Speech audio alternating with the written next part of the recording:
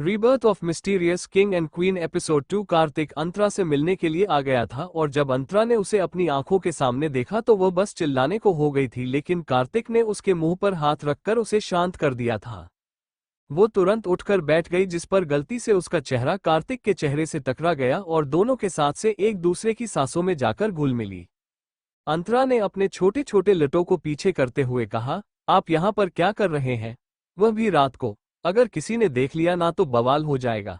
पापा आपको डंडे से मारेंगे और मुझे घर पर बिठा देंगे जिंदगी भर के लिए। प्लीज जाओ यहाँ से, वरना मैं कल स्कूल भी नहीं आ पाऊंगी। कार्तिक ने उसकी कलाई पकड़कर हल्का सा अपनी तरफ किया और बोला, ऐसे कैसे स्कूल नहीं आओगी? स्कूल तुम्हें आना होगा। दोनों ही एक दूसरे से काफी धीमी आवाज में बात कर रहे थे ताकि कशिश ना जाग जाए और वो बोले, आप प्लीज जाओ यहाँ से, अगर कोई आ गया ना तो दिक्कत हो जाएगी। कार्तिक बोला, मैं तब तक नहीं जाऊंगा जब तक मेरी बात पूरी नहीं हो जाती। मेरी और तुम्हारी बात पूरी नहीं हुई थी। अंतरा को बिल्कुल समझ में नहीं आया कि वह क्या कहना चाहता है और वो बोली, कौन सी बात? कार्तिक किस पर बोला, यही कि तुम मेरा ऑब्सेशन हो। अंतरा इस पर बोली, लेकिन आपने मुझे की बात बता तो दी थी, अब इसमें और क्या बचा है?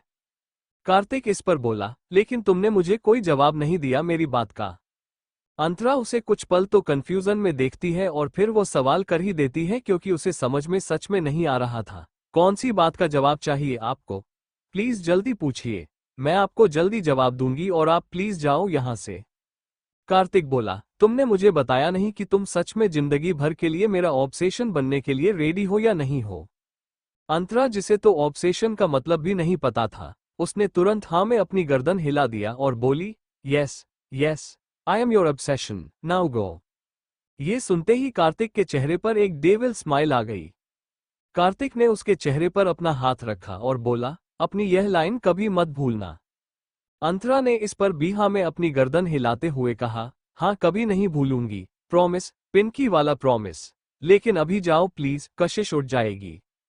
कार्तिक ने उसे छोड़ और मुड़कर वहां से जाने लगा कि तभी उसे खिड़की के पास किसी लड़के की परछाई नजर आई और कार्तिक को समझने में देरी नहीं लगी कि वह परछाई आर्यन की है। वह और ज्यादा मुस्कुरा दिया और वह बोले, शांति से सो जाओ और उठना मत अब। लेकिन अंतरा तब तक नहीं लेती जब तक कार्तिक नहीं चला गया और वो इस बार गया खिड़की से। उसके जाने के बाद एक राहत भरी सांस अंतरा ने ली और इस बार वह नॉर्मल आवाज में बोली, थैंक गॉड ये चले गए, वरना सच में आज मैं जाती। अगर कशिश उठ जाती और पापा को बुला लेती तो। क्या हुआ? कशिश की अलसाई हुई आवाज आई, जिसे सुनकर अंतरा की आंखें बिल्कुल बड़ी बड़ी हो गई और उसने तुरंत पलटकर कशिश को देखा, जो कि अभी भी लेटी हुई थी, लेकिन उसकी आंखें आधी खुली हुई थी और वो उसे अपनी अलसी नजरों से देख रही थी। जिस पर अंतरा ने गहरी सांस ली और बोली, कुछ नहीं कुछ नहीं, वह मुझे प्यास लगी थी ना, बस इसीलिए उठी थी। तू सो जा, मैं पानी पीकर आती हूँ। कशिश ने वापस अपना सर, जो हल्का सा ही उठाया था, तकिए पर रख दिया और आंखें बिल्कुल बंद कर ली और अंतरा पानी पीने के लिए उठ गई तो कशिश बोली, मेरे लिए भी लेकर आना। अंतरा ने इस पर हाँ मैं अपनी गर्दन हिला दी और वो पानी लेने के लिए नीचे गई। यहाँ रोड पर एक बाइक पर आर्यन और कार्तिक दोनों सवार थे और आर्यन कार्तिक के पीछे बैठा हुआ था और वह जब से उनके घर से निकले थे उसे गालियां दिए जा रहा था और बोला, अबे साले, जब तू उससे मिलने के लिए निकला था तो मुझे नहीं बोल सकता था? मैं भी तो चलता तेरे साथ। कार्तिक इस पर बाइक को चलते हुए बोला, पहली बात, मेरी वाली मुझे जानती है तो वह चिल्लाते नहीं फालतू में, लेकिन कशिश तुझे नहीं जानती। पहले उससे अपनी जान पहचान तो बढ़ा। अगर तू ऐसे ही उससे आधी रात को मिलने जाएगा ना तो वह घर को क्या मोहल्ले को जगह देती और फिर सारे आकर तेरी पिटाई करते और रसिया से तेरा बाप जल्दी भाग कर भी नहीं आता बचाने के लिए। तू तो आता। आर्यन ने उसके कंधे पर मारकर हल्का सा आगे किया, जिस पर कार्तिक का हाथ रेस पर ज्यादा पड़ गया और इस बार बाइक ने अपनी रफ्तार बढ़ा दी। अगले दिन जब कशिश और अंतरा तैयार होकर नीचे आए तो उन्होंने देखा कि राघव और गरिमा भी कहीं जाने के लिए तैयार हो रहे थे। तो कशिश ने आकर सवाल किया, आप दोनों भी कहीं जा रहे हो? गरिमा ने इस पर अपने कान में कुंडल पहनते हुए कहा, हाँ बेटा, हम शादी में जा रहे हैं। आप हमें तो लेकर नहीं जा रहे हो, अंतरा ने शिकायत करी। राघव इस पर बोला, आप दोनों का स्कूल है ना, और वैसे भी मेरे ऑफिस में कलीग है, उसकी शादी है, खाना खाकर वापस आ जाएंगे दोपहर का और थोड़ा सा फंक्शन एंजॉय कर लेंगे। आप टेंशन मत लो, आपके स्कूल आने से पहले हम घर पर आ जाएंगे और आपके लिए आज बाहर से पिज्जा लेकर आएंगे, ठीक है? तो एंजॉय योर स्कूल। वो चारों एक साथ ही घर से निकल गए। वो दोनों अपनी साइकिल से स्कूल वाले रास्ते चली गई और राघव और गरिमा अपनी कार में बैठे और उसमें बैठकर वो दोनों सीधा शादी के लिए निकल गए। ये दूसरी तरफ रूस में अभी सुबह के 5 बजे थे। अंशुमान उठ गया था और अपनी बिग हीरो वाली चेयर पर बैठा हुआ था और उसके कुछ आदमी वहां थे और अंशुमन शराब को पीते हुए बोला, कुछ पता चला आर्यन का? उसका भी बोला, हाँ सर, कोलकाता चले गए हैं वो और हमें लगता है कि वो ऋषि सर के वहां ही गए होंगे और किसी को तो वह जानते नहीं वहां पर। अंशुमान ने इस पर उन्हें देखा और बोला, मुझे आज के आज कुछ ऐसा धमाका चाहिए आर्यन की जिंदगी में जिससे उसकी पूरी जिंदगी पलट जाए और वापस रसिया आने के लिए वह मजबूर हो जाए। आज के आज उस लड़की के बारे में पता लगाओ जिस लड़की के लिए वो हमें छोड़कर चला गया। चाहे तो उस लड़की को उसके खानदान को मार देना, लेकिन मुझे मेरा बेटा वापस मेरे घर में चाहिए। ओके सर, उन्होंने कहा और वह निकल गए और उन्होंने इंडिया में जो उनकी टीम थी उन्हें फोन किया और आर्यन के पीछे लगवाया और साथ ही साथ उस लड़की के बारे में पता लगवाने के बारे में कहा और जैसा जैसा अंशुमान ने कहा था वो सब कुछ उन्हें भी बता दिया। School, principal office. Aryan principal के डेस्क पर पैर रखकर उसे पर दूसरा पैर रखकर बड़े ही शान से ऐसे बैठा हुआ था जैसे वो ऑफिस प्रिंसिपल का नहीं बल्कि उसका है और उसके हाथ में सिगरेट थी और वो प्रिंसिपल के सामने ही उसे पी रहा था। आर्यन के पीछे उसके कुछ आदमी थे जो कि सिर्फ आर्यन का ही कहना मानते थे और अगर उन्हें अंशुमन कोई ऑर्डर देता था तो वह पहले आर्यन को आकर सब कुछ बोलते थे और उसके बाद आर्यन जो कहता था वो लोग करते थे। इसीलिए अंशुमन इन लोगों को आर्यन के बारे में ना कुछ बताते था और ना ही अंशुमन उनके मुंह से आर्यन की कोई डिटेल निकलवा सकता था क्योंकि अंशुमन से पहले आर्यन ने मार देने की ताकत रखता था। इस वक्त प्रिंसिपल के चेहरे पर पसीना था और वह बिल्कुल किसी डिसेंट स्टूडेंट की तरह अपनी हेड चेयर पर सावधान पोजीशन में बैठा हुआ था और आर्यन को देख रहा था। आर्यन की नजरें सिगरेट पीने के साथ साथ ऑफिस में लगी घड़ी पर ही थी और जैसे ही उसमें 10:30 बजे वो बोला, 10:30 हो गए हैं, मेरा एडमिशन हो गया है ना प्रिंसिपल साहब? आर्यन ने अपनी बात पहले घड़ी को देखकर कहीं और फिर अपनी तीखी नजर प्रिंसिपल की तरफ घुमाई जिस पर वो थोड़ा कांपने लगा और बोला, हाँ हाँ, आपका एडमिशन हो गया है, हमने आपका टेस्ट भी ले लिया है, आपको फुल मार्क्स मिले हैं, आपको 12th क्लास में एडमिशन मिल जाएगा, आपका जब मन चाहे आप तक ज्वाइन कर सकते हैं। आर्यन इस पर तुरंत खड़ा हो गया और बोला, थैंक यू सो मच, मैं आज से ही ज्वाइन करूंगा 12th कॉमर्स की क्लास। प्रिंसिपल ने हाँ मैं अपनी गर्दन हिलाई और उसने फिर एक स्टाफ मेंबर को आर्यन को 12th क्लास की तरफ ले जाते हुए कहा और जब वह दोनों बाहर निकले तो आर्यन बोले, स्टैंडर्ड 8 के रास्ते से लेकर जाना। उसे समझ में नहीं आया तो वह धीरे से बोले, पर सर, स्टैंडर्ड 8 टॉप फ्लोर पर है और 12th कॉमर्स फर्स्ट फ्लोर पर है, आप ऊपर क्यों जाना चाहते हैं? आर्यन आगे जाते हुए बोला, जितना बोला है उतना करो, वरना तुमने अपनी प्रिंसिपल की हालत देखी है। वो स्टाफ का आदमी आर्यन को लेकर सीधा टॉप फ्लोर पर गया जहां पर 6th, 7th और 8th स्टैंडर्ड की क्लासेस और उनके सेक्शंस थे और उसके बाद वो दोनों एक एक करके 8th स्टैंडर्ड के क्षेत्र की तरफ गए। वो दोनों 8th C की तरफ आए जहां पर इस वक्त फर्स्ट डेस्क पर कशिश और अंतरा दोनों बैठे हुए थे और इस वक्त सोशल साइंस की क्लास चल रही थी और हिस्ट्री पढ़ाई जा रही थी। हिस्ट्री पढ़ने वाले सर थे और वह बार बार हर एक लड़की की तरफ नजर घूमते हुए पढ़ रहे थे और मुस्कुरा रहे थे और सारे स्टूडेंट उन्हें देखकर पढ़ रहे थे। टीचर तो सबको देखकर पढ़ रहा था लेकिन आर्यन को ऐसा लगा कि उसकी नजर बार बार बस कशिश की तरफ ही जा रही है जो नजर उसे बर्दाश्त नहीं हो रही थी और गुस्से से बस उसे घूर रहा था। इस क्लास में केवल लड़कियां ही थी। आर्यन का एक आदमी आगे आया और आर्यन ने कुछ उसे आदमी के कान में कहा जिस पर वह मान गया और वह वहां से गया और आर्यन उसे टीचर को देखकर तिरछा मुस्कुराया और उसके बाद वह बोला, मेरी क्लास कहाँ है? स्टाफ मेंबर उसे लेकर वहां से जाने लगा कि तभी बस कुछ पल के लिए कशिश की नजर बाहर की तरफ गई थी और उसे ऐसा लगा कि उसने पिछले दिन मॉल में मिला लड़का वहां देखा है, लेकिन तभी उसे याद आया कि वह लड़का उसने कभी स्कूल में पहले नहीं देखा, तो वो उसे अब क्यों दिखेगा? शायद उसका भ्रम है। दोनों वापस से क्लास अटेंड करने लगी। छुट्टी का टाइम हो गया और वो दोनों अपनी साइकिल्स को लेकर घर आ गई लेकिन घर के बाहर ताला लगा हुआ था क्योंकि गरिमा और राघव दोनों नहीं आए थे और वो दोनों बाहर बैठ गए इस सोच में कि शायद अभी तक शादी हुई नहीं होगी या वो ट्रैफिक में फंस गए होंगे। इसी तरीके से शाम के 4 बजे गए, 5 गए लेकिन गरिमा और राघव नहीं आए।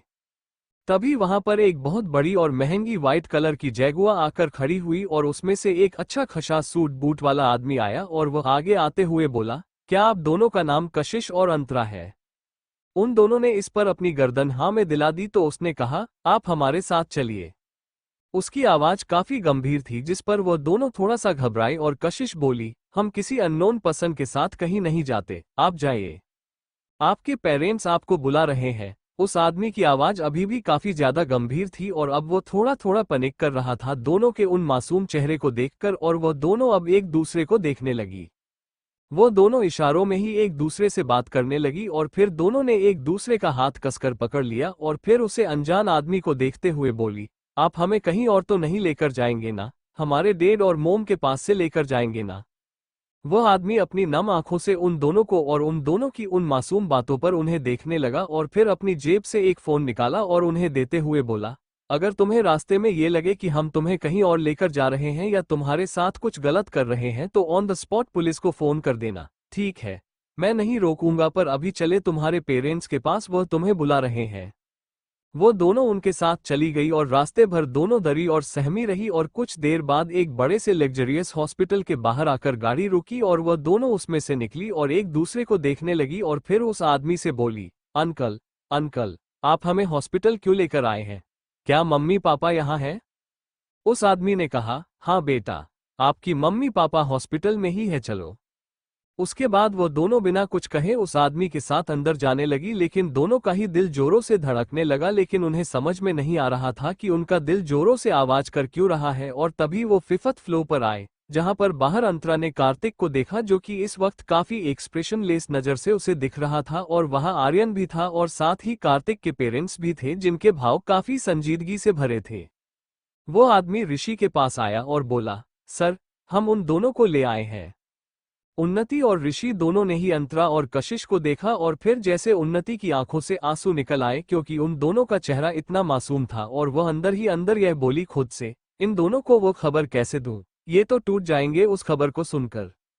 अंतरा और कशिश हॉस्पिटल आ चुके थे और ऋषि, उन्नति, कार्तिक, आर्यन के सामने खड़े थे, और यहाँ उन्नति अपने मन में सोच रही थी कि वह कैसे उन दोनों को उनके पेरेंट्स के बारे में बताएं। कशिश और अंतरा दोनों ऋषि को जानती थी, क्योंकि ऋषि राघव का बॉस था। जिस कंपनी में राघव काम करता था उसी कंपनी का मालिक ऋषि था। वो दोनों चलकर ऋषि के पास आ गई और ऋषि अपने घुटने पर आया और बोल, बेटा आप दोनों कैसे हो और आज का स्कूल कैसा गया आपका? अच्छा था, पर मम्मी पापा कहाँ है? उन दोनों ने जवाब देने के साथ साथ सवाल कर दिया। ऋषि ने गहरी सांस ली और बोले, वो दोनों कमरे में है। अंतरा और कशिश एक दूसरे को देखने लगी और फिर उन्होंने कहा, अंदर क्यों है? उन्हें कुछ हुआ है क्या? फीवर आया है क्या? उन दोनों के मासूम सवाल पर ऋषि कुछ नहीं बोल पाया। तभी रूम से डॉक्टर बाहर आए और वह बोले, मिस्टर सिंह रंधावा, आप प्लीज दोनों को उनकी मां के पास ले जाइए, वो उन्हें बुला रही है। ऋषि ने हाँ मैं अपनी गर्दन हिलाई और फिर दोनों का हाथ पकड़कर रूम के अंदर ले आया और दोनों ने देखा कि दो बेड थे और दोनों बेड पर राघव और गरिमा लेटे हुए थे। राघव की आंखें बंद थी और सर पर पट्टियां ही पट्टी थी और उसके पूरे शरीर को सफेद रंग की चादर से ढका हुआ था शिवाय चेहरे के, और गरिमा भी लेती हुई थी, उसके भी सर में चोट थी लेकिन राघव से कम, और उसके भी शरीर को ढका हुआ था सफेद चादर से।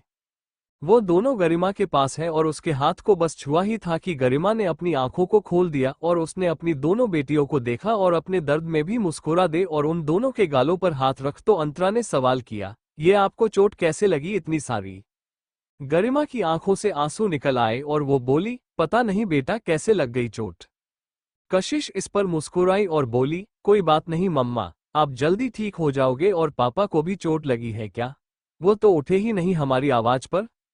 गरिमा ने इस पर कसकर अपनी आंखें बंद कर ली। आखिर राघव मर जो चुका था और यह खबर कुछ देर पहले ही उसे मिली थी, और साथ ही साथ यह खबर भी मिली थी कि गरिमा के पास भी ज्यादा वक्त नहीं है। बस खुशनसीबी थी कि वह आखिरी वक्त में अपनी बेटियों को देख सकती थी। गरिमा की आंखों से आंसू आ गए तो अंतरा उठी और राघव के पास गए और उसका हाथ पकड़ते हुए हिलाते पर बोली, पापा देखो, मम्मी रो रही है, चलो उठो और मम्मी को चुप करो। गरिमा इस पर और भी ज्यादा रोने लगी और अब उसकी सिसकियां चलने लगी थी रोने की वजह से। ऋषि, उन्नति, कार्तिक, आर्यन सब वही थे और उन्नति को शायद ज्यादा दुख था, क्योंकि जो हमला ऋषि और नदी पर होना था वो हमला गरिमा और राघव ने अपने ऊपर ले लिया था, और अब जो जान उन दोनों की जानी थी अब राघव और गरिमा की जाने वाली थी। राघव उठना नहीं वाला था, ये बात गरिमा जानती थी और इसीलिए वो रोए जा रही थी। और कशिश इस पर उदास हो गए और अपनी माँ के आंसुओं को साफ करते हुए बोली, आप क्यों रो रहे हो मम्मा? ठीक हो जाओगे आप जल्दी। गरिमा इस पर और भी ज्यादा रोने लगी और अब उसकी सांस उखड़ने लगी थी और वह गहरी गहरी सांस ले रही थी, जिस पर कशिश डर गई और अंतरा अभी भी राघव को उठाने में लगी थी कि वह उठ जाए। डॉक्टर तुरंत आए और गरिमा को चेक करने लगे, लेकिन इससे पहले कि वो कुछ कर पाते, गरिमा ने भी साथ छोड़ दिया था।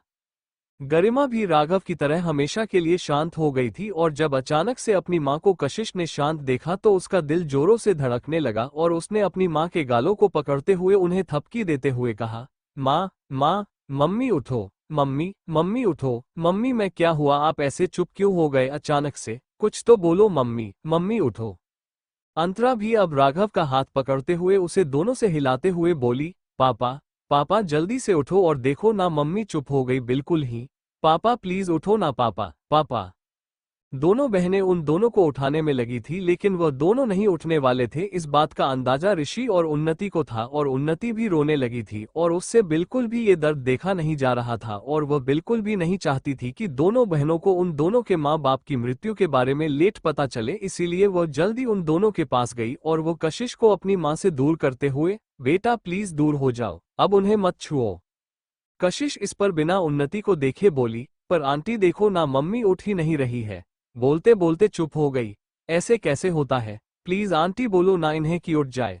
उठो मम्मी, उठ जाओ ना, मम्मी उठो। आंटी प्लीज आप पापा को बोलो ना कि उठे, मम्मी उठ नहीं रही है। अंतरा भी अब रोने लगी थी कोशिश के साथ और वह पीछे उन्नति को देखते हुए बोली, हाँ आंटी, आप प्लीज बोलिए ना पापा को कि वह उठ जाए, ये तो बिल्कुल भी नहीं सुन रहे हैं हमारी बात। उन्नति खड़ी होकर अंतरा के पास आए और उसे राघव से दूर करते हुए बोली, बेटा प्लीज दूर हो जाओ। अंतरा ने इस पर गुस्से से उन्नति को धक्का दिया और बोली, क्यों, क्यों हो जाओ मैं अपने पापा से दूर, आप दूर हो जाए मुझसे। उन्नति दूर हो गए और अंतरा और कशिश दोनों वापस रोने लगी और अपने माँ बाप को उठाने लगे। उन्नति ऋषि को देखने लगी। ऋषि ने उन्नत से कहा, तुमको एकदम से उन्हें बताना होगा, अगर तुम ऐसे खुद को रोक रोक कर बताओगे तो उन दोनों का गुस्सा भी बढ़ेगा और शायद वो दोनों अचानक से आए उस बात को बर्दाश्त भी नहीं कर पाएंगे। उन्नति वापस कशिश के पास गई और बोली, बेटा प्लीज अपनी माँ से दूर हो जाओ, वह नहीं उठने वाली। कशिश इस वक्त रोते हुए उन्नति को देखते हैं और फिर बोली, क्यों नहीं उठेंगे, जरूर उठेंगे, मैं डॉटर हूं उनकी, वह उठेंगे, वह मुझसे बहुत प्यार करते हैं। उसके बाद कशिश वापस गरिमा को उठाने लगी तो उन्नति ने अपनी आंखें बंद करी और गहरी सांस लेते हुए थोड़ा ऊंची आवाज में बोली ताकि अंतर भी सुन सके, बेटा आपके पेरेंट्स मर गए हैं, वह भगवान के पास चले गए हैं, वह नहीं आएंगे तुम्हारे पास अब वापस कभी। जैसे ही दोनों बहनों के कान में ये बात पड़ी, दोनों हैरानी से उन्नति को देखने लगी और फिर दोनों ने अपने पेरेंट्स को बारी बारी देखा और पता नहीं फिर वह कौन सा पल आया जब दोनों बहनें उनसे लिपटकर जोर जोर से फूट फूट कर रोने लगी और उन्हें अब भी उठाने की पूरी कोशिश करने लगी। अंतरा राघव से लिपटते हुए बोली, पापा उठो प्लीज, उठो ना पापा, पापा उठो ना प्लीज। अंतरा बोल बोल कर राघव को उठाने की कोशिश कर रही थी, लेकिन यहाँ कशिश की सिर्फ सिसकियां निकल रही थी रोने की और उसने अपना चेहरा गरिमा के पेट में छुपा लिया था। लेकिन अचानक से ही कशिश की सिसकियां बंद हो चुकी थी और जब अंतरा ने देखा कि कशिश ने रोना बंद कर दिया तो वह उठी और जल्दी से उसके पास गई और कशिश का चेहरा पकड़कर अपनी तरफ किया तो हैरान हो गई क्योंकि वो कशिश की आंखें बंद हो चुकी थी, उसने रोना बंद कर दिया था, उसके दांत के जबड़े कस चुके थे। कशिश, अंतरा चिल्लाई और अब वो कशिश को उठाते हुए बोली, कशिश उठना, कशिश, कशिश उठ, कशिश, कशिश उठना, ऐसा मत कर प्लीज कशिश, कशिश प्लीज उठ जाओ ना, प्लीज अपनी बहन की बात मान जाओ, प्लीज कशिश उठ।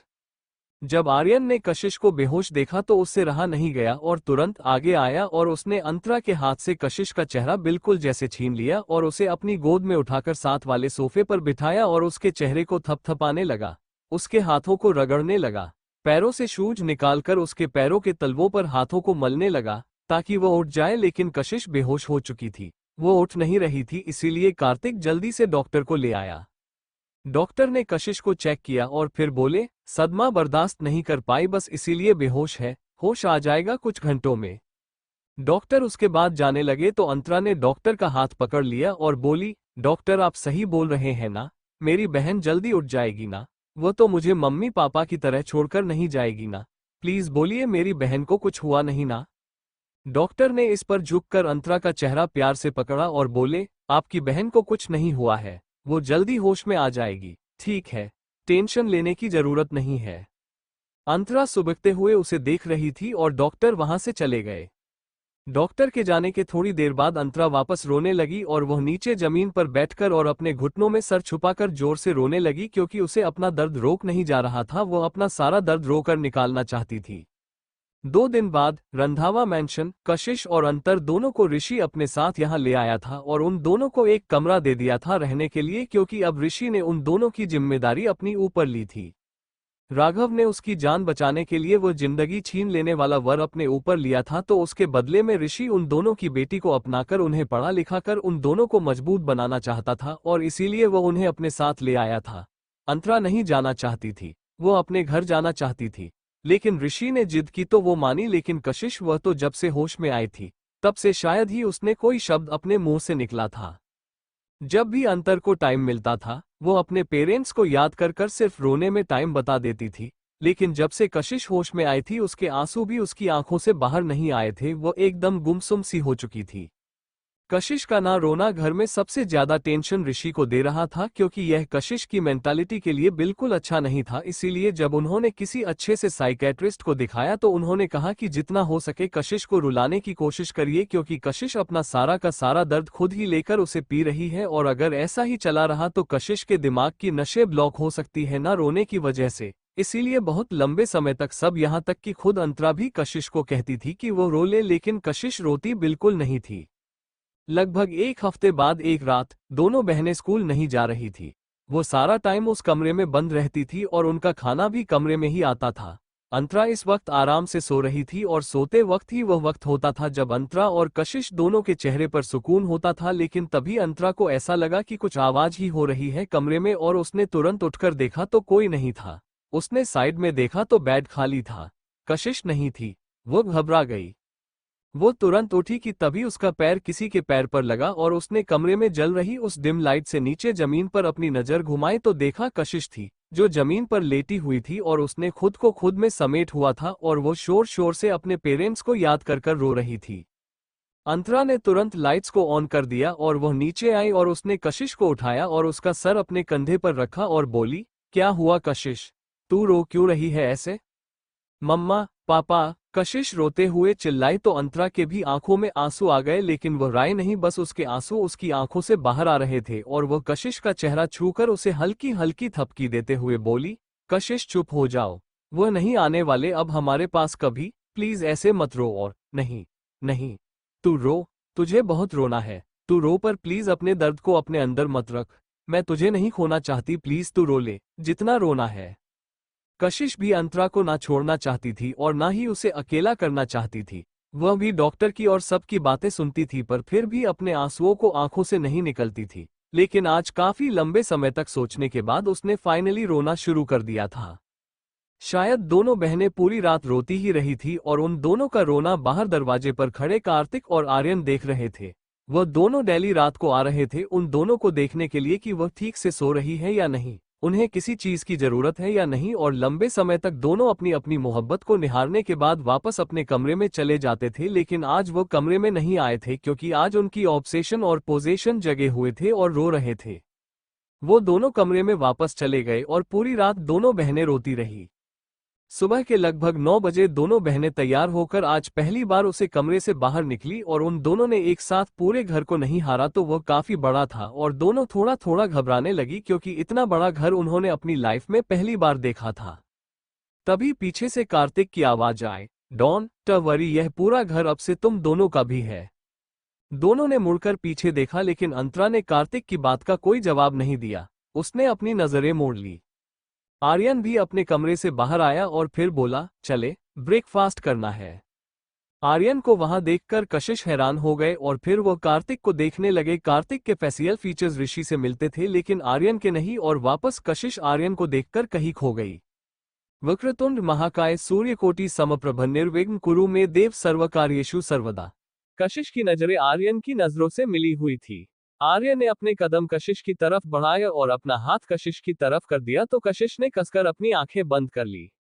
अंतरा आर्यन का हाथ कशिश के चेहरे की तरफ जाते हुए देख रही थी और आर्यन कशिश के गालों को हल्का सा छुआ, जिस पर कशिश की आंखें उसके छूने से और भी ज्यादा कसकर बंद हो गई और अपना हाथ आर्यन ने उसके बाद थोड़ा सा पिंच किया उसके गालों पर और फिर हटा दिया। और जैसे ही आर्यन की छुवन कशिश के चेहरे से हटी, कशिश ने आंखें खोलकर देखी और ध्यान से देखा तो आर्यन ने अपने हाथों में कशिश की आंखों के पलक से निकला हुआ बाल देखा था।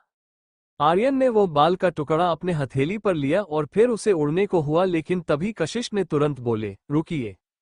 आर्यन का फेस और उसके लिप्स दोनों रुक गए।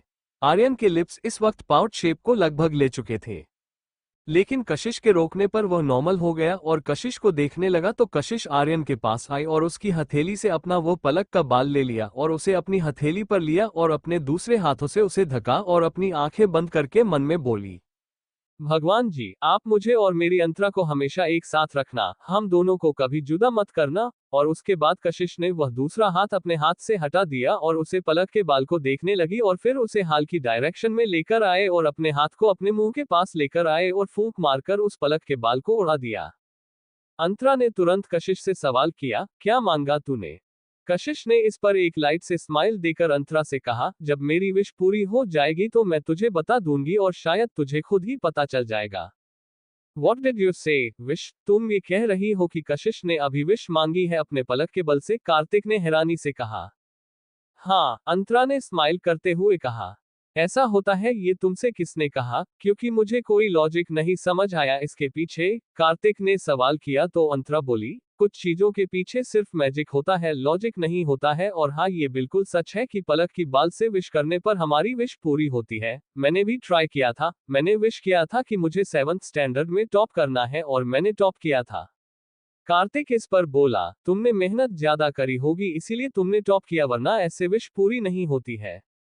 इस बार कशिश ने कार्तिक को सहजता से जवाब दिया, हाँ ये सच है कि मेहनत करोगे तो ही सफलता मिलेगी, लेकिन ऐसे विश मांगने से विश पूरी होती है, लेकिन उस विश मांगने के पीछे एक कारण होना चाहिए और हमारी मेहनत होनी चाहिए। अगर हम सिर्फ विश मांगेंगे और कोई मेहनत नहीं करेंगे और कामचोर रहेंगे तो वह विश कभी पूरी नहीं होगी। हमें अपना भी एफर्ट डालना होगा उस विश को पूरा करने में। सिर्फ एक भगवान ही हमारी मदद नहीं करेंगे, हमें खुद से भी खुद की मदद करनी होगी। आर्यन शांत था और वह कशिश की बातें सुन रहा था, लेकिन कार्तिक को बिल्कुल भी कशिश का लॉजिक समझ में नहीं आ रहा था। तो अंतरा बोली, तू बिल्कुल सही कह रही है, मैंने मेहनत भी की थी और मेरी विश भी पूरी हो गई। आर्यन इस पर बोला, चलो तुम दोनों ब्रेकफास्ट करना है। उन दोनों ने हाँ मैं अपनी गर्दन हिला दी और जाने लगे और उनके पीछे पीछे कार्तिक और आर्यन चलने लगे। तो आर्यन ने कार्तिक से कहा, वैसे मैं सोच रहा हूँ कि मैं भी एक विश मांग लेता हूँ। कार्तिक इस पर बोला, पर तुझे क्या विश मंगानी है? तू तो अपनी विश को कभी भी कैसे भी पूरा कर सकता है। आर्यन ने कोई जवाब नहीं दिया, बस कार्तिक के साथ नीचे आ गया और ब्रेकफास्ट करने लगा। उन्नति, ऋषि और फलक को भी अच्छा लगा था जब आज अंतरा और कशिश नाश्ता करने आई थी, क्योंकि आज वो दोनों पहले के मुकाबले थोड़ी स्ट्रांग नजर आ रही थी, लेकिन ऐसा नहीं था कि वह अपने माँ बाप की मृत्यु को बिल्कुल भूल चुके हैं। ऐसे ही टाइम बीत रहा था और एक टाइम पर आकर कशिश और अंतर दोनों ने मिलकर स्कूल जाना शुरू कर दिया था और यहाँ कार्तिक ने चुपके चुपके माफिया बस बनने की ट्रेनिंग लेनी शुरू कर दी थी आर्यन से, क्योंकि आर्यन को लगभग चीज आती थी पहले से, क्योंकि वह अपने बाप को देखा था करते हुए चीजों को, लेकिन अभी कार्तिक को सिखाना था, इसीलिए आर्यन खुद की प्रैक्टिस भी करता था और अपनी प्रैक्टिस में कार्तिक को सिखाता भी था। आर्यन को गन चलाना, तलवार चलाना, हॉर्स राइडिंग करना, रेस को ओवरटेक करके गाड़ी को चलाना सब आता था, लेकिन कार्तिक को ये सब नहीं आता था और अब धीरे धीरे कार्तिक इन सब में माहिर होते जा रहा था। ऐसे ही एक पल वो आया जब 8th स्टैंडर्ड का लास्ट एग्जाम था और दोनों बहनें खुशी खुशी रंधावा मैंशन आई थी, क्योंकि दोनों की क्लासेस खत्म हो चुकी थी और अब वो लगभग 1.5 महीना फ्री थी। ये घर जो आर्यन को बिल्कुल भी सुकून नहीं देता था, क्योंकि उसको उसका कमरा ही भाता था। वह कशिश के लिए अपना वह सुकून, रसिया अपना वह घर छोड़कर आया था, लेकिन अब शायद ये घर, वह कमरा, वह बेड आर्यन को सुकून देने लगा था, क्योंकि यहाँ पर उसका सुकून, उसकी मोहब्बत, उसका पोजीशन कशिश थी।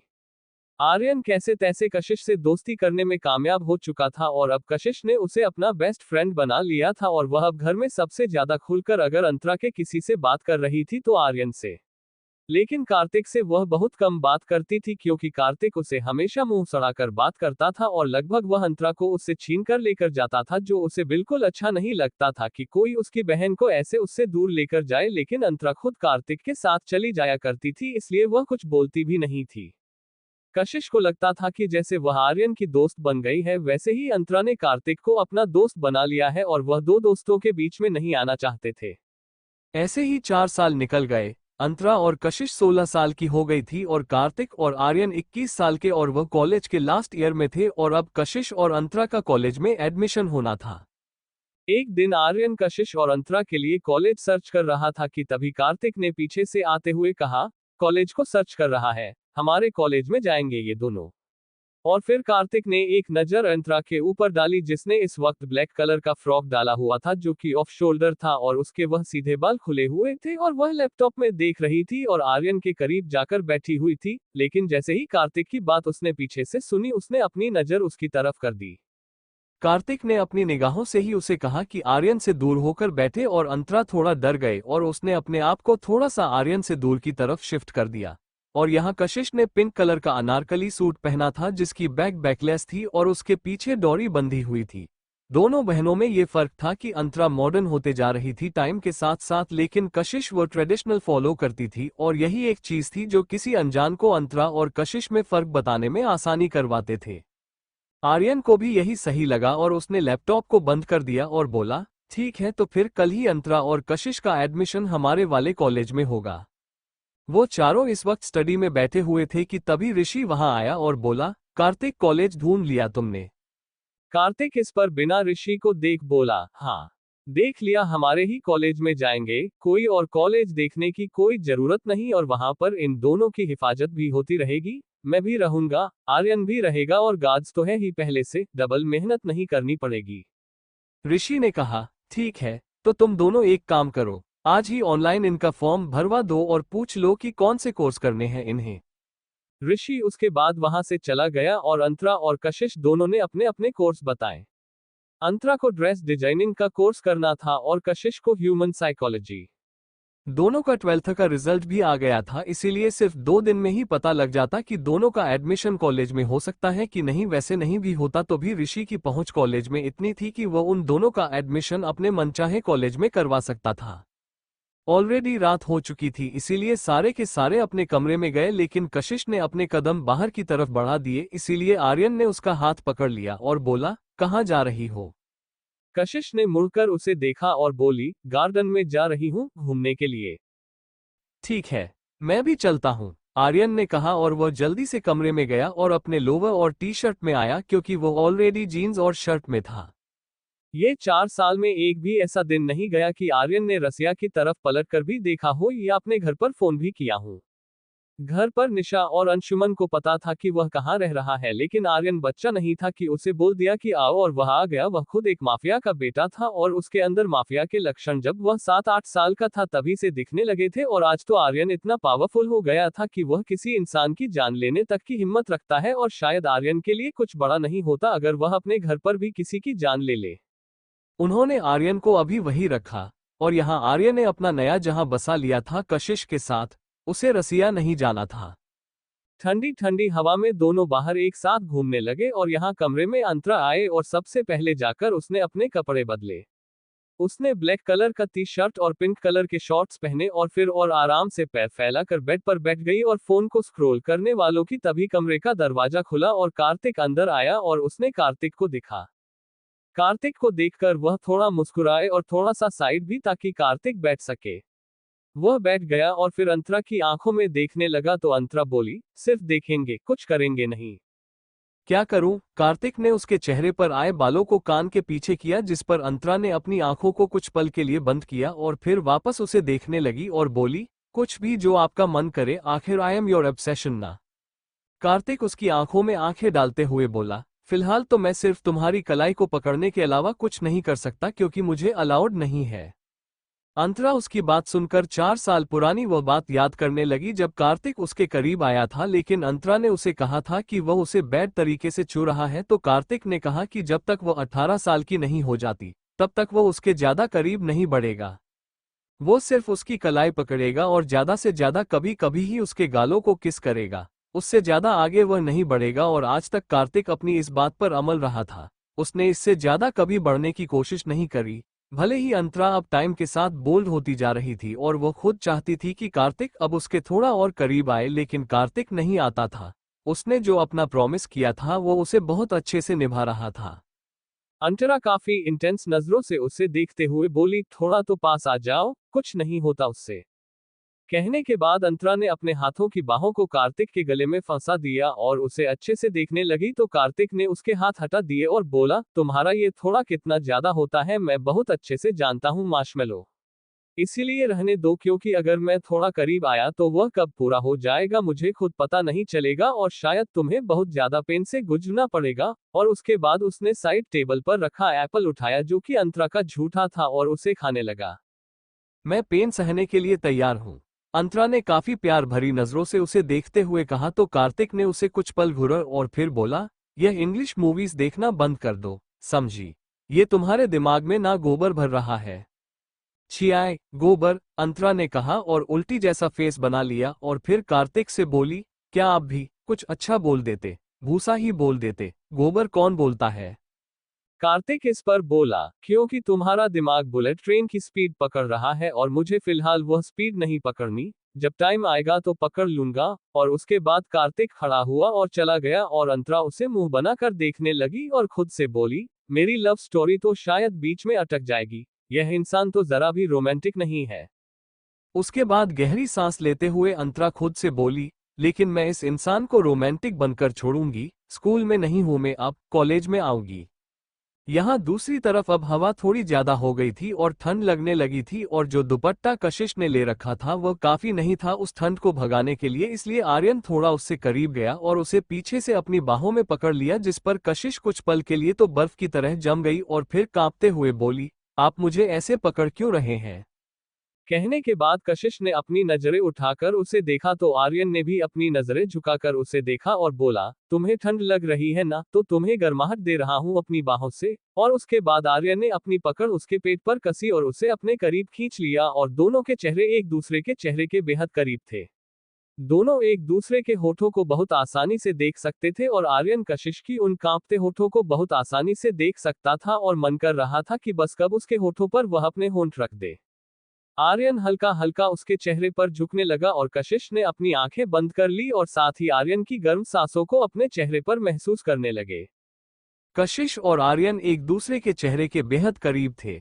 आर्यन अब कशिश के चेहरे पर झुकने लगा था और कशिश ने अपनी आंखों को कसकर बंद कर लिया और आर्यन ने अपनी नाक कशिश की नाक से टच करवाई, लेकिन उसे की नहीं किया। दोनों की सांस आपस में घुलने लगे और सांस टकराने की वजह से कशिश और भी ज्यादा कांपने लगी। दोनों के साथ से गहरी होने लगी। आर्यन का हाथ कशिश की पीठ पर था, उसने उसे हल्का सा घुमाया और पूरा अपनी तरफ कर लिया और आर्यन ने अपने होंठ बड़े ही सहजता से कशिश के गालों पर रख दिया और उसे वहां पर किस करने लगा और तेज हवा का झोंका चला और कशिश का वो दुपट्टा उड़कर उन दोनों के चेहरे को ढकने लगा, जिस पर उन दोनों के ऊपर एक पहरा सा बन गया।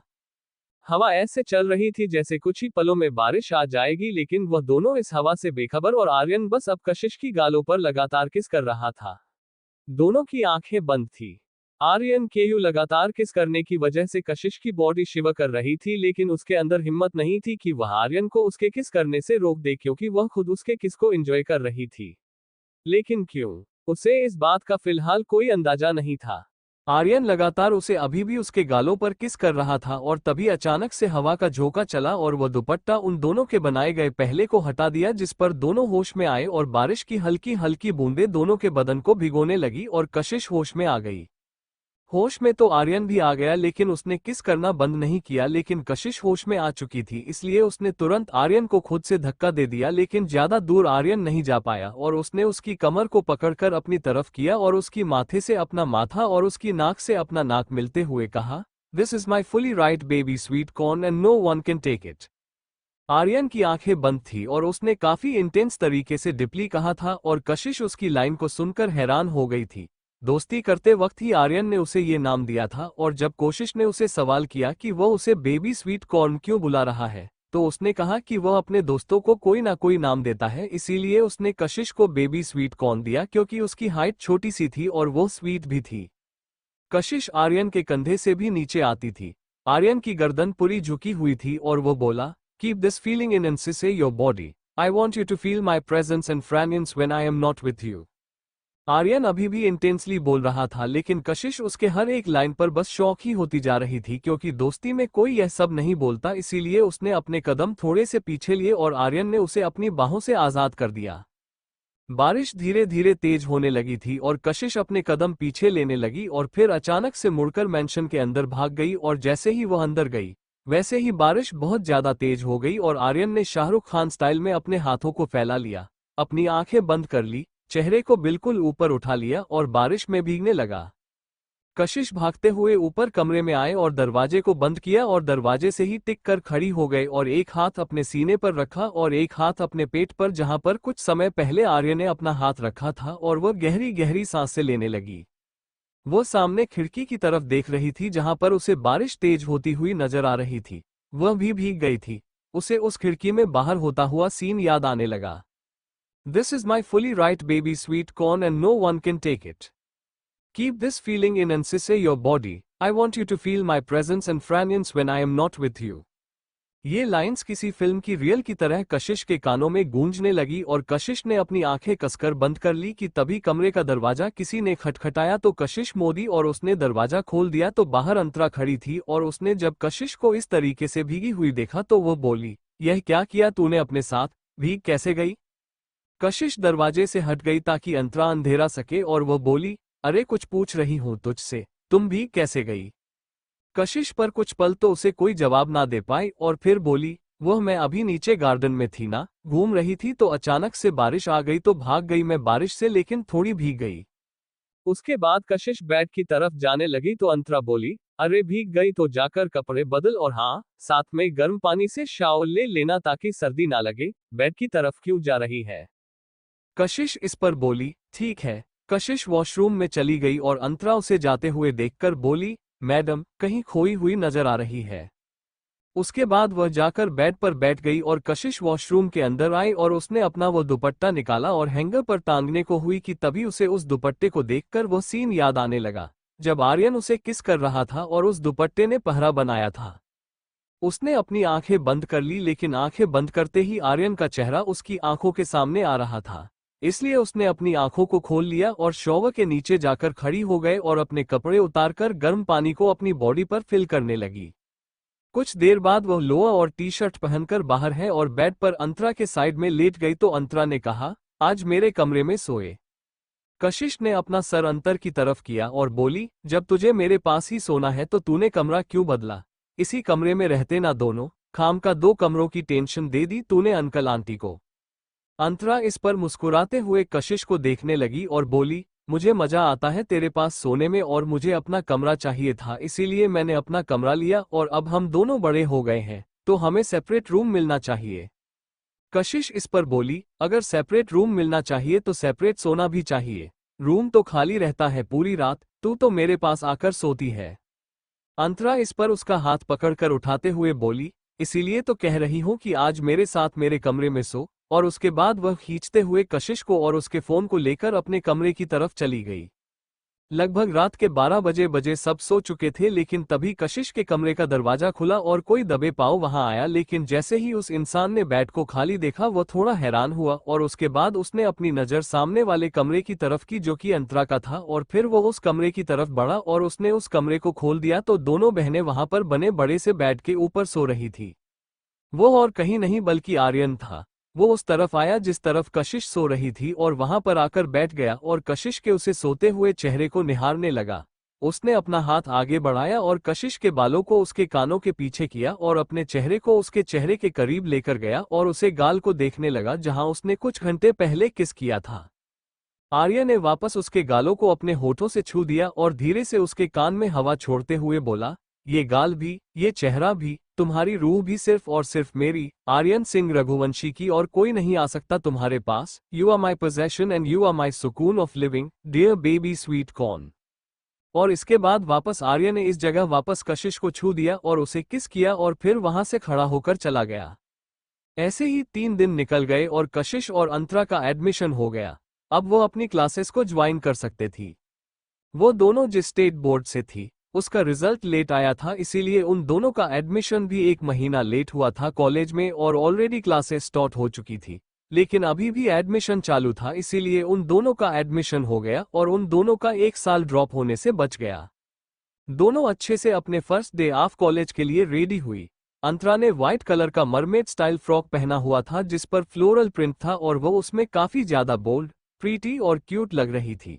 वही कशिश ने ऑफ व्हाइट कलर का चिकनकारी सूट पहना था जिस पर उसने कंट्रास्ट में पर्पल कलर का दुपट्टा लिया था।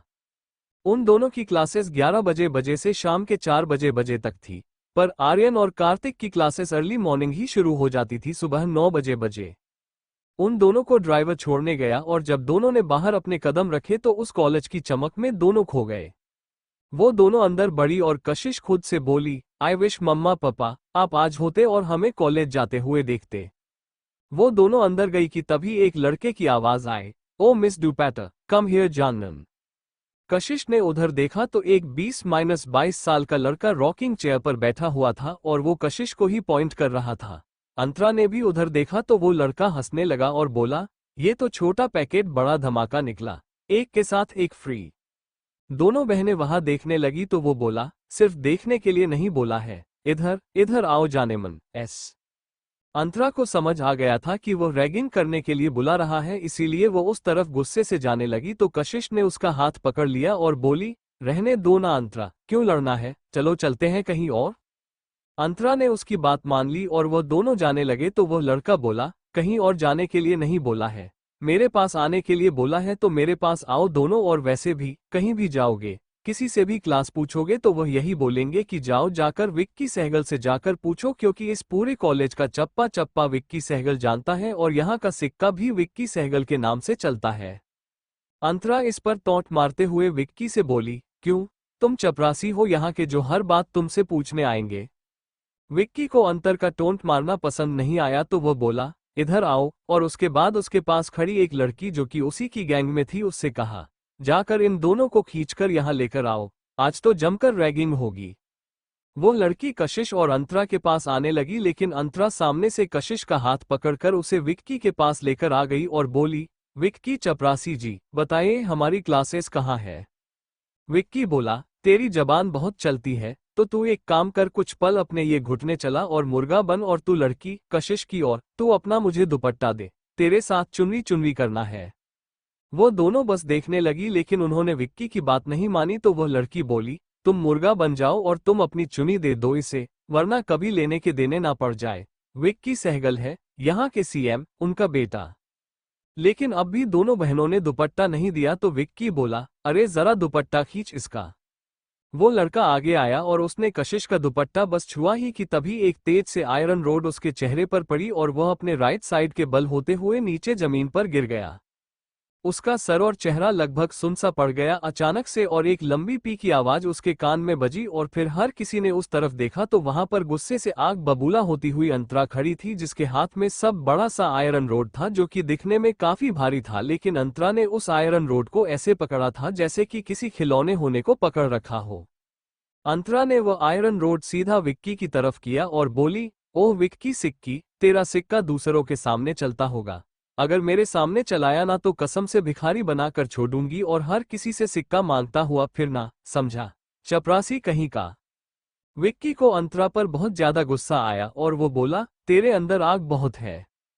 और उसके बाद वो खड़ा हो गया तो अंतरा आगे आई और बड़े ही रोबदार तरीके से बोली, है तो क्या कर लेगा, पैदाइशी है मेरे पास, चाहिए क्या। उसके बाद अंतरा ने अजीब सा मुंह बनाया और दूसरी तरफ देखते हुए बोली, चल हट, तुझे तो भीख में भी ना दूं अपना गुस्सा, भिखारी कहीं का, विक्की सिक्की। उस वक्त उस कैंपस में जितने भी स्टूडेंट थे वो सारे के सारे रुक गए और विक्की का मजाक बनते हुए देख रहे थे।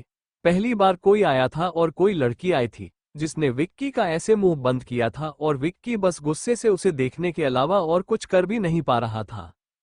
और उसके बाद अंतरा आगे आई और विक्की के चेहरे को अपने राइट हैंड से पकड़कर साइड किया और उसके बाद जिस रॉकिंग चेयर पर वह बैठा हुआ था उस रॉकिंग चेयर पर बड़ी अदा से क्वीन स्टाइल में बैठी और बोली, आज से गुंडे का नहीं, गुंडी का राज चलेगा, मेरा राज चलेगा।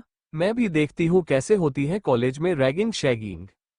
और उसके बाद अंतरा ने विक्की की तरफ उंगली पॉइंट की और बोला, और चुनरी चुनरी, अब अगर मेरी बहन को आंख उठाकर भी तूने या तेरे आदमियों ने देखा ना, तो कसम से तेरे और तेरे आदमियों के साथ डोला रे डोला करूंगी, और तुम सबका तबला बजाऊंगी, धूम ताना नाना, धूम ताना नाना, धूम ताना नाना करके। उसके बाद वो खड़ी हुई और कशिश का हाथ पकड़कर दूसरी तरफ चली गई और थोड़ा सा दूर चलते ही अंतरा रुकी और उसकी गहरी गहरी सांस ली तो कशिश ने कहा, ये सब क्या था अंतरा, क्यों बेफिजूल में उस इंसान से तूने पंगा ले लिया? अब वो तुझे जरूर हट करने के लिए प्लानिंग करेगी। अभी तो उसने बताया ना कि वो सीएम का बेटा है। अंतरा इस पर कशिश से बोली, मैं बहुत देर से शांति से खड़ी होकर उसकी बातें सुन रही थी, लेकिन जब उसने तेरा दुपट्टा खींचने की बात की तो तेरे मुंह से एक शब्द नहीं निकला। मानती हूं कि हम दोनों का आज फर्स्ट डे है कॉलेज में, लेकिन इसका मतलब यह नहीं कि रैगिंग होगी, और हाँ, ये सती सावित्री बनकर रहेगी ना, तो कोई भी आएगा और तेरा फायदा उठाकर चला जाएगा कशिश। इसीलिए बी स्ट्रांग, और सीएम का हो या प्राइम मिनिस्टर का बेटा हो, अगर गलती करेगा तो मेरे हाथ से जरूर पिटेगा। आज सिर्फ उसका आदमी पीटा है, अगर वह दोबारा कुछ करेगा ना तो कसम से उसे ही मरूंगी। बस भगवान से प्रार्थना कर कि मौत ना हो जाए मेरे हाथों। उसके बाद अंतरा कैंपस में आगे बढ़ गई और कशिश बस उसे जाते हुए देखते रहे, और फिर उसने भी अपना दुपट्टा अच्छे से लिया और उसके पीछे पीछे चल गई। विक्की को अपनी इंसल्ट बर्दाश्त बिल्कुल नहीं हुई।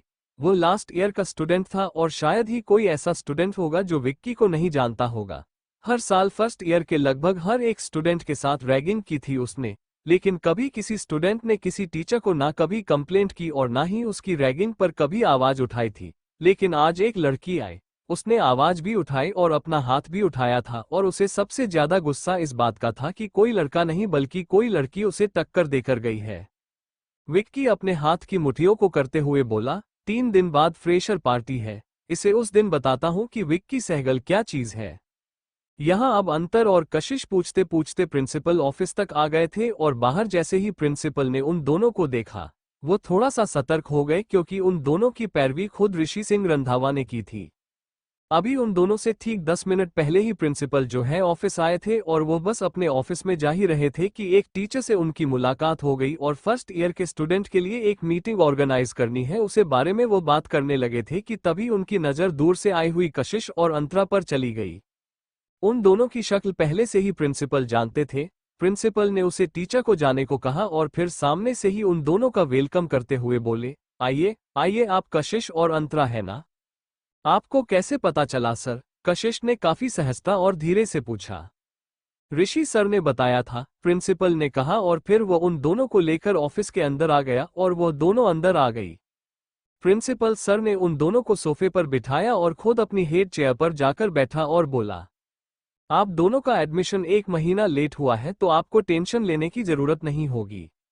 आपका जो भी कोर्स था उसका 1 महीने का प्रीवियस नोट आपको मिल जाएगा, और साथ के साथ आपको जो भी पढ़ाई हुई है वो सारी चीजें सारी की सारी भी आपके प्रोफेसर्स आपको एक्स्ट्रा टाइम देकर पढ़ा देंगे।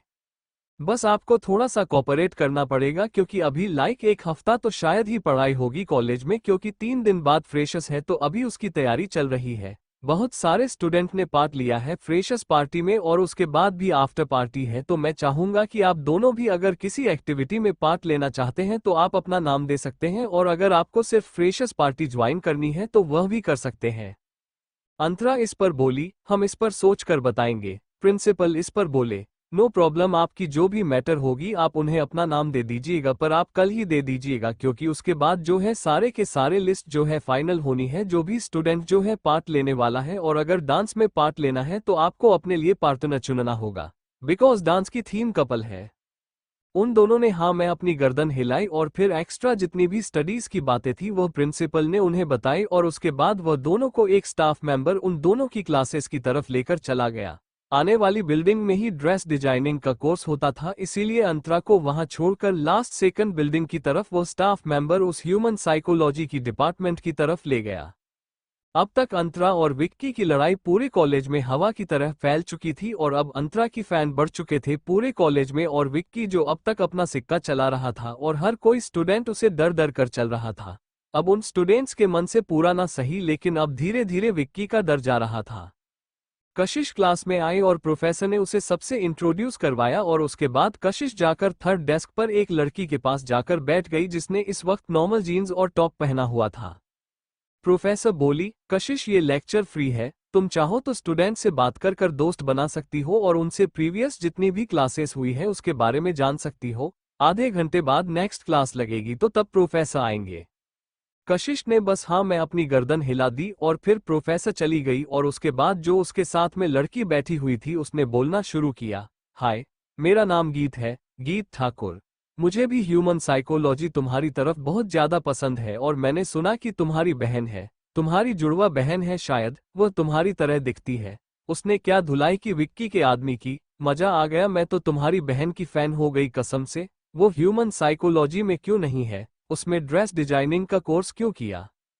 कशिश के लिए कोई नई बात नहीं थी कि उसका और उसकी बहन का कोर्स अब तक हवा की तरह पूरे कॉलेज में फैल गया होगा, क्योंकि जब से वो ऋषि के कांटेक्ट में आई थी तब से स्कूल टाइम में भी उसकी और कशिश की बहुत ज्यादा डिमांड बढ़ गई थी पूरे स्कूल में। और तब से ही कशिश और अंतरा को लग गया था कि अब उन्हें जहां भी जाएंगे जहां उन्हें प्रिंसेस ट्रीटमेंट मिलेगी, जिस पर अंतरा तो काफी खुश होती थी लेकिन कशिश को बहुत ज्यादा ऑकवर्ड फील होता था क्योंकि वह इस चीज की आदी अभी तक नहीं हुई थी। कशिश नॉर्मली बोली, आई डोंट नो, उसे ड्रेस डिजाइनिंग करनी थी तो उसने वह चूज कर लिया। गीत इस पर बोली, कोई बात नहीं, वैसे हम दोस्त बन सकते हैं क्योंकि मेरा अभी तक कोई दोस्त नहीं बना है इस कॉलेज में, हर कोई इतना ज्यादा हाई फाई है कि मुझे तो भाई डर लगता है, पर तुम मुझे बहुत ही ज्यादा सिंपल लग रही हो, इसीलिए मुझे तुम्हें अपना दोस्त बनाना है, कैन बी फ्रेंड्स। कशिश ने भी दोस्ती के लिए हाथ आगे बढ़ा दिया और यहाँ से शुरू होनी थी गीत और कशिश की पक्के वाली दोस्ती जो शायद आगे चलकर कभी नहीं टूटने वाली थी। सारी क्लासेस लेने के बाद कशिश खड़ी हुई और गीत भी उसके साथ खड़ी हुई और क्लास से बाहर आ गई और बोली, वैसे तुम फ्रेशर पार्टी में क्या पहनने वाली हो? I mean gown, short dress, jumpsuit या समथिंग एल्स? कशिश इस पर बिल्कुल शांत हो गई क्योंकि वह बिल्कुल भूल गई थी कि फ्रेशर में ट्रेडिशनल तो पहनते ही नहीं है, उसमें वेस्टर्न पहनते हैं और वह भी फर्स्ट ईयर के स्टूडेंट थी। और अगर उसने मना किया कि वो फ्रेशर्स को नहीं ज्वाइन करेगी तो अंतरा भी उसकी वजह से अपना प्लान कैंसिल कर देगी और वह अंतरा को मायूस होता हुआ नहीं देखना चाहती थी क्योंकि अंतरा जैसे स्कूल के फेयरवेल के लिए बहुत ज्यादा एक्साइटेड थी, वो कॉलेज के फ्रेशर्स के लिए उतना ही एक्साइटेड थी और वह अपनी वजह से अंतरा की खुशी को नहीं मारना चाहती थी। और अब उसे समझ नहीं आ रहा था कि वो फ्रेशर्स में पहनेगी क्या, क्योंकि उसने शायद ही कभी इन 2-3 सालों में वेस्टर्न पहने हो। बचपन में छोटी थी तो पहन लेती थी लेकिन अब उसे अजीब लगता था छोटे कपड़े पहनने में। कशिश को यूं सच में डूबा देखकर गीत बोली, मैं तो शॉर्ट ड्रेस पहनूंगी क्योंकि मेरी फैमिली को कोई प्रॉब्लम नहीं है, पर तुम क्या पहनोगी? आई थिंक तुम्हें गाउन ट्राई करना चाहिए क्योंकि तुम्हें देखकर लगता है कि तुम शॉर्ट ड्रेस नहीं पहनोगी, तो तुम गाउन पहनना, तुम कंफर्टेबल भी रहोगी। कशिश उसे पर बोली, मैं तुम्हें शाम को बताऊं सोचकर कि क्या पहनेगी, अभी मुझे नहीं समझ आ रहा। गीत ने इस पर ओके किया और फिर दोनों ने अपने नंबर्स भी एक्सचेंज कर लिए और फिर अपनी अपनी डायरेक्शंस में चले गए। टाइम टेबल के अकॉर्डिंग अभी अंतर की एक क्लास और लगती थी, इसका मतलब अंतरा की अभी लास्ट क्लास चालू थी और कशिश उसे छोड़कर नहीं जा सकते थे, इसीलिए वह एक जगह बेंच पर आकर बैठ गई कि तभी उसके सामने अचानक से आर्यन कहीं से आकर प्रकट हुआ। आर्यन बिल्कुल उसके पास आकर बैठ गया और पीछे से अपना हाथ लाकर उसके कंधे पर रख दिया और कशिश को थोड़ा सा अजीब लगा लेकिन उसने कुछ बोला नहीं। अब तक लगभग सारे के सारे स्टूडेंट जा चुके थे क्योंकि बहुत ही कम कोर्स की क्लासेस इस टाइम तक चलती थी। तभी एरियन अपना हाथ नीचे की तरफ लाया और उसने कशिश की कमर पर हाथ रख और उसे अपनी तरफ खींच लिया तो कशिश बिल्कुल उसके सीने में जाकर छुप गए और कशिश ने अपनी नजरें उठाकर देखा तो गया ने कहा, क्या तुम अपनी बहन की तरह स्ट्रांग नहीं बन सकती? क्या जरूरी है कि तुम्हें हर किसी दूसरे की जरूरत हो? कशिश इस पर बस आर्यन को देखते रही। आर्यन आगे बोला, मेरी जिंदगी ऐसी है कि शायद ही मैं तुम्हारे साथ पूरी लाइफ रह सकूं, कब मेरी लाइफ मुझसे छीन जाए मुझे खुद नहीं पता चलेगा। तुम्हें स्ट्रांग बनना होगा और अपने लिए स्टैंड भी लेना होगा क्योंकि अंतरा भी जिंदगी भर तुम्हारे साथ नहीं रह पाएगी। कशिश को उसकी एक भी बात ठीक से समझ नहीं आ रही थी लेकिन जैसे ही आर्यन ने ये कहा कि उसकी लाइफ उससे कभी भी छीन सकती है, उस लाइन में कुछ उसके अंदर तोड़ दिया। ऐसा लगा कि कोई भारी चीज में उसके दिल पर कीड़ा वार किया है और उसका दिल चकनाचूर हो गया है। रात का वक्त, आज शाम 5 बजे से ही लगातार बारिश आ रही थी, इसीलिए कोई भी बाहर नहीं निकला था और आज सबने जल्दी खाना खा लिया था और सब जल्दी ही अपने कमरे में रेस्ट करने के लिए चले गए थे। कशिश इस वक्त अपने कमरे में थी और अभी कुछ देर अंतरा वह नहीं आने वाली थी। कशिश ने फाइनली डिसाइड कर लिया था कि वो शॉर्ट ड्रेस भी पहनेगी और डांस में पार्टिसिपेट करेगी। बस अब एक ही प्रॉब्लम थी कि उसे एक कपल ढूंढना था अपने लिए, इसीलिए उसने गीत को तुरंत फोन किया। गीत एक हाई मॉडल क्लास फैमिली से बिलोंग करने वाली लड़की थी। उसके पापा सॉफ्टवेयर इंजीनियर थे और वह घर की एक लाठी लड़की थी और उसका एक छोटा सा भाई था जो उसे 6 साल छोटा था और फिलहाल वो 10th स्टैंडर्ड में था। गीत की उम्र फिलहाल 17 साल थी। जैसे ही उसने कोई अननोन नंबर अपने फोन पर आता हुआ शो किया तो उसने कुछ पर इग्नोर किया, लेकिन जब दोबारा फोन आया तो उसने सोचकर उठा लिया तो दूसरी तरफ से कशिश की आवाज आई। हेलो गीत, मैं कशिश बोल रही हूँ, रिमेंबर। गीत कशिश की आवाज बिल्कुल पहचान गई और वह खुश होते हुए बोली, हाय, कैसी हो? मुझे तो लगा तुम सिर्फ नंबर ले लोगी, बात नहीं करोगी। 3-4 बार अपना फोन उठाकर देखा कि अब मुझे फोन करेगी, अब मुझे फोन करेगी। फिर मैंने मम्मी से कहा कि वह मुझे फोन नहीं कर रही तो मम्मी कहती है कि तू कर ले। और उसके बाद गीत अपनी बात पर हंसने लगी तो कशिश भी थोड़ा सा मुस्कुराई और बोली, मैं आऊंगी फ्रेशर पार्टी में और मैं शॉर्ट ड्रेस पहनूंगी, पर मुझे तुम्हारी एक हेल्प चाहिए। गीत इस पर बोली, हाँ बोलो, क्या हेल्प चाहिए? अगर मुझसे होगा तो मैं जरूर करूंगी। कशिश ने कहा, मुझे डांस पार्टनर चाहिए फ्रेशर्स पार्टी के लिए। गीत ने इस पर चिल्लाते हुए सवाल किया, क्या तुम सच में डांस में पार्ट करोगी? जिस पर कशिश ने हाँ किया। गीत ने मुस्कुराते हुए कहा, दैट इज ग्रेट, और तुम टेंशन मत लो, मेरे पास एक लड़का है जो तुम्हारे साथ जरूर डांस में पार्ट करेगा, क्योंकि उसे भी कोई कपल नहीं मिल रहा है तो मैं तुम्हारी उससे कल कॉलेज में बात करवा दूंगी। नंबर नहीं है मेरे पास, वरना अभी कर देती। कशिश उस पर बोली, इट्स ओके, मुझे कोई प्रॉब्लम नहीं है, पर एक और प्रॉब्लम है। प्रैक्टिस कैसे करेंगे हम दोनों, वह भी सिर्फ 2 दिन में? गीत इस पर काफी चिल अंदाज में बोली, अरे चिल करो यार, कोई अवार्ड फंक्शन नहीं है, नॉर्मली डांस करना है और वैसे भी कोई तुम्हें वहां जज नहीं करने वाला। तो तुम रिलैक्स रहो, और वैसे भी तुम डांस में पार्ट ले रही हो तो मतलब तुम्हें डांस तो आता ही होगा, तो तुम्हारा मजाक नहीं बनेगा, इस बात की गारंटी तो मैं तुम्हें दे रही हूँ। और वैसे भी अगर कोई कुछ बोलेगा भी तो तुम जाकर सीधा प्रिंसिपल को बोल देना, वो उसे आदमी की अच्छे से खैर लगाएंगे, और अगर प्रिंसिपल से नहीं बोल सकती तो अपनी बहन को बोल देना, वह लगा देगी खैर उस आदमी की। और फिर गीत अपनी बात पर हंसने लगे तो कोशिश भी थोड़ा सा मुस्कुराई, क्योंकि कशिश स्ट्रांग थी, लेकिन वो बोल नहीं थी अंतरा की तरह की कहीं भी कभी भी जाकर लड़ ले और मुंह तोड़ जवाब दे दे। कशिश ने बात को खत्म करते हुए कहा, ठीक है तो कल कॉलेज में मिलते हैं और तुम याद से उसे लड़के को बुला लेना। उसके बाद फोन कट हो गया और कशिश बेड पर जाकर बैठ गई और आने वाले डांस और सबसे ज्यादा बड़ी प्रॉब्लम ड्रेस के बारे में सोचने लगी कि तभी अंतरा वहां आए और उसे बोली, यार बताना कशिश कि मैं क्या पहनूं, ये ब्लैक वाली की यह व्हाइट वाली या फिर कुछ और? कशिश ने कर उठाकर देखा तो अंतरा के हाथ में पार्टी ड्रेस थी, जिसे देखकर कशिश बोली, तू कल कॉलेज में पार्टी ड्रेस पहनेगी? अंतरा ने इस पर मुंह बनाया और बोली, वेरी फनी, यह मैंने फ्रेशर्स के लिए निकला है, बताना इन दोनों में से कौन सा पहनूं या कुछ और पहनो? कशिश मुस्कुराई और बोली, तू कुछ भी पहन ले, तू खूबसूरत, बोल्ड, क्यूट, इनोसेंट, वाइब्रेट सब लगेगी। अंतरा इस पर बड़बड़ाए, तुझे लगूंगी उसे थोड़ी लगूंगी, मैं तो तैयार उस आदमी के लिए हो रही हूं। कशिश ने पूरा नहीं सुना लेकिन थोड़ा सा सुना तो वो बोली, तू किसी के लिए तैयार होगी, किसके लिए? अंतरा हड़बड़ाई और बोली, किसके लिए? किसी के लिए नहीं, तेरे लिए होंगे। और किसके लिए होगी? मेरे पास तेरे अलावा और कौन है अपना कहने के लिए, तेरे लिए ही होगी। और वैसे भी अभी तक मेरा कोई दोस्त भी नहीं बना कॉलेज में कि मैं उसके लिए तैयार हूँ, और वैसे भी दोस्तों के लिए कौन तैयार होता है, अपने लिए तैयार होते हैं। मैं अपने लिए और तेरे लिए तैयार होने की बात कर रही थी, पर तूने क्या सुना? अंतरा ने ऐसे बिहेव किया जैसे वो कुछ बोली ही नहीं थी और कशिश के कान बजे थे। नथिंग, कशिश ने बात को इग्नोर किया। ओक देन, मैं कॉलेज का काम करने रूम में जा रही हूँ, बाद में आऊंगी, अंतरा ने कहा और रूम में चली गई और कशिश बालकनी में मौसम को एंजॉय करने। यहाँ अंतरा अपने कमरे में आए और अपने हाथ पर मारते हुए बोली, कितना चिपचिपी हो जाता है यार बारिश में, इसलिए मुझे बारिश नहीं पसंद। ये बारिश का मौसम आता क्यों है? नहाना पड़ेगा, अंतरा ने मुंह लटकते हुए कहा और फिर वो वॉशरूम में चली गई। अंतरा ने अपने सारे कपड़े रिमूव करे और फिर वो शावर के नीचे खड़ी हो गई और ठंडा ठंडा पानी उसके ऊपर गिरने लगा, जिस पर पहले तो वो थोड़ी कप कप आए लेकिन बाद में उसे अच्छा लगने लगा। यहाँ किसी काम से कार्तिक उसके कमरे में आया, लेकिन अंतरा उसे पूरे रूम में कहीं नहीं दिखी, तो उसे लगा कि शायद कहीं और गई होगी या फिर कशिश के रूम में होगी। इसीलिए वो जो काम करने आया था, वो काम करने के लिए वह लाइब्रेरी एरिया की तरफ चला गया, जो कि वॉशरूम के दरवाजे के साइड में था। वो उसे डोर को ओपन करके अंदर चला गया और फिर डोर को वापस लगा दिया, और उसी वक्त वॉशरूम का दरवाजा खुला और अंतरा टॉवल लपेटकर बाहर आए। उसे कुछ पल ऐसा लगा कि शायद कोई कमरे में आया था, लेकिन तभी उसने कमरे का दरवाजा बंद देखा तो उसने सोचा भ्रम होगा, इसीलिए उसने पहले तो खिड़की के सारे पर्दे को लगाए और उसके बाद दरवाजे को अंदर से लॉक कर दिया, और फिर वह टॉवल को अपनी बॉडी से हटा दिया और शांति से जाकर वैसे ही बेड पर लेट गई।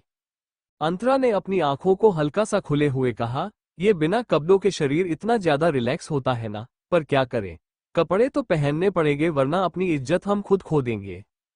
उसके बाद अंतरा सीधी लेट गई और तभी अचानक से कमरे की सारी लाइट्स बंद हो गई। उसे देखकर अंतरा थोड़ी घबरा गई और वह बेड पर उठी और इधर उधर देखने लगे और खुद से बोली, ये लाइट कैसे चली गई।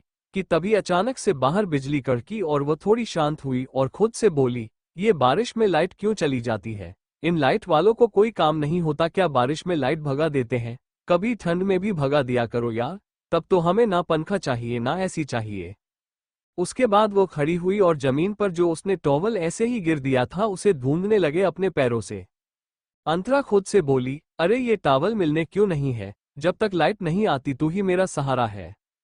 तभी अचानक से उसे कोई डोर ओपन होने की आवाज सुनाई दे और वो थोड़ा घबराई और उसे ऐसा लगा कि कोई है जो उस कमरे में मौजूद है, क्योंकि कमरे का दरवाजा तो बंद था। और फिर तभी उसे किसी के स्नीकर्स की आवाज आई। वो मुड़ गई कि तभी अचानक से किसी की फोन की फ्लैशलाइट उसके आंखों पर गिरे और वो तुरंत अपना ऊपरी हिस्सा छुपाते हुए बोली, जो कोई भी है भाग जाओ यहाँ से वरना मैं कसम से तेरी बैंड बजा दूंगी।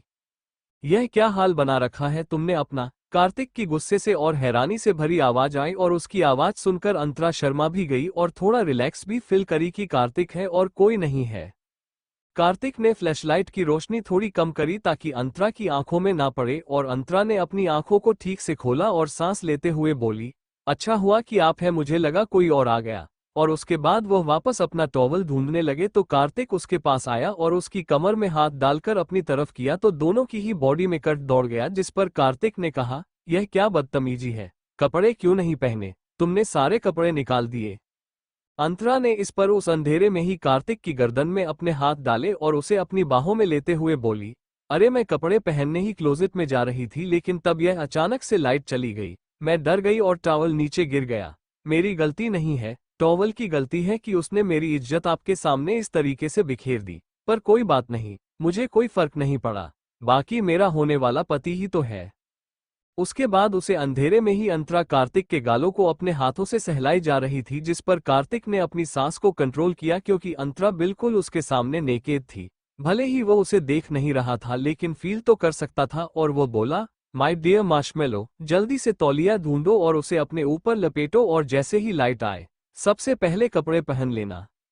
अंतरा बहुत अच्छे से जानती थी कि कार्तिक उसे उस कंडीशन में बिल्कुल देखना नहीं चाहता, इसीलिए उसने सोचा कि थोड़ी देर उसके साथ फिरकी ली जाए और वो बोली, नहीं, आज मैं कपड़े नहीं पाऊंगी, मैं आज ऐसे ही सोऊंगी और मैं तो कहती हूँ कि आज आप भी अपने कपड़े उतार कर सो जाना मेरे पास, मेरे बेड पर, हम दोनों एक ही चादर में रहेंगे। कैसा रहेगा, अच्छा रहेगा ना। कार्तिक देख नहीं सकता था लेकिन अंतरा मंद मंद मुस्कुरा रही थी और उसे कार्तिक की कंडीशन पर हंसी बहुत आ रही थी। कार्तिक थोड़ा गुस्से से बोला, मैं तुमसे तुम्हारा लैपटॉप और तुम्हारा फोन छीनने वाला हूं अब। अंतरा को कार्तिक की यह बात समझ में नहीं आई तो उसने सीरियस होकर सवाल किया, क्यों, मेरे लैपटॉप और फोन ने आपका क्या बिगाड़ा है। कार्तिक इस पर बोला, चूंकि तुम्हारा जो कि वाइल्ड रोमांस का भूत है ना, तुम्हें तुम्हारा लैपटॉप और फोन से आया है, तुम्हें कीपैड वाला फोन लाकर दे दूंगा ताकि तुम सिर्फ लोगों से फोन पर बात कर सको, क्योंकि अगर तुम्हारे हाथ में इंटरनेट रहा ना तो एक दिन तुम मेरी इज्जत लूट लोगी। अंतरा इस पर बोली, तो ट्राई करो ना कि अगर एक लड़की इज्जत लूटती है तो कैसा लगता है, आखिर लड़कों की हवस उस पर खत्म होती है या और ज्यादा बढ़ जाती है। कार्तिक ने इस बार सीरियस होकर गुस्सा किया, क्या मैं तुम्हें हवसी लगता हूं। अंतरा ने इस पर मुंह बना लिया क्योंकि सच में कार्तिक हवसी तो छोड़ो रोमांटिक भी नहीं था और वह बोली, नहीं, मेरा होने वाला पति हवसी क्या रोमांटिक भी नहीं है। अरे वह तो उन रोमांटिक भी नहीं है क्योंकि उन रोमांटिक पसंद भी थोड़ा बहुत तो कुछ बोलते हैं, मेरे वाला तो कुछ भी नहीं बोलना। आप ना ब्रह्मचारी हो, साधु संत हो हिमालय वाले, और मैं क्या कहती हूँ, कोलकाता छोड़ो, हिमालय जाकर बस जाओ, अच्छा रहेगा। कार्तिक कुछ बोला नहीं, वो खामोश रहा कि तभी लाइट सके और अंतरा की आंखें बिल्कुल बड़ी हो गई और उसका मुंह खुला का खुला रह गया। वो अंधेरे में कुछ भी बोल सकती थी, लेकिन अब वो कुछ बोलने लायक नहीं थी कि लाइट्स आ गई थी और वो उस हालत में कार्तिक के सामने थी और अब कार्तिक बहुत ही अच्छे से उसे ऊपर से नीचे देखते हुए घूर रहा था।